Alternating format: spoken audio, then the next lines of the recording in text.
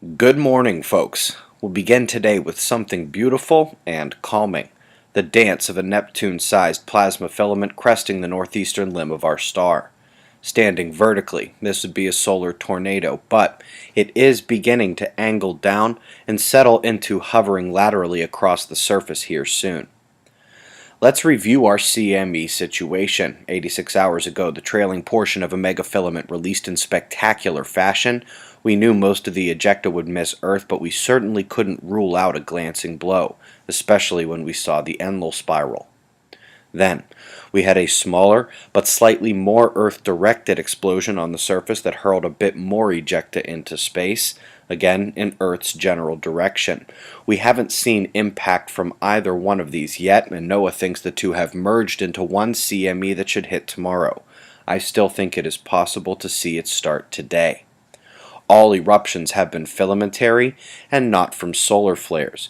We see no X-ray flashes here in 131 angstroms, and there are no major surge or ejection events to be seen in 171.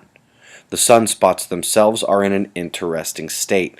Northern group is decaying, but the south is narrowing and extending while magnetically complexing as well. Got delta potential with interaction front and back, with the back one possibly being delta already this morning.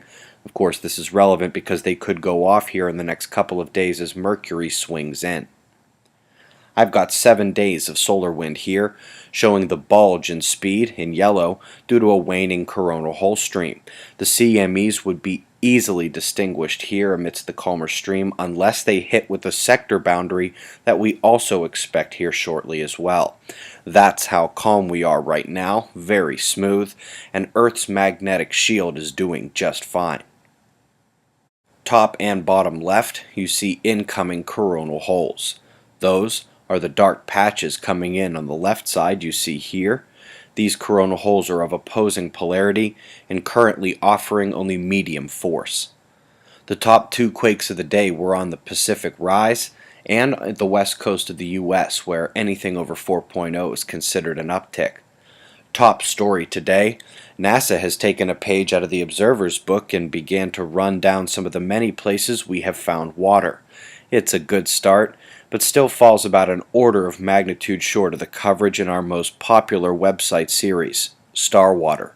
We investigate the water sources in both our system and beyond, but we also explain where this water is coming from and the extreme environment chemistry that allows Earth to have so much of it.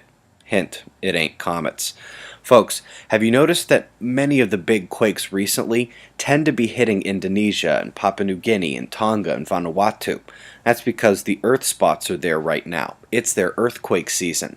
Well, we are about to enter the season for the Northwest Pacific and the west coast of the Americas. This area, for example, has seen 4 7-pointers since 2004 in all between March 20th and the end of April. As the storms return here, so will the quakes. And speaking of storms, NOAA pieced together images from the sandstorm that just whooped the Middle East. Link is found below. We've still got twin systems churning in the Indian Ocean. To the east, we're seeing major weakening as it approaches Australia, which is a good thing. Right now, it's still the lows straddling the continent that are causing all weather alerts for the region overnight and into tomorrow. Coming to Alaska, see a couple convergences will be affecting the coastlines today. You can really see it with the precipitable water overlay where purple shows increased moisture. So when I come to the USA with it still on, you can see where the worst storm potential exists. Moisture coming out of the Gulf is carried to meet dry air from the desert and cold air from the north. Their interaction tonight brings us the highest torcons of the year so far, and tonight we are on major tornado alert. Eyes open.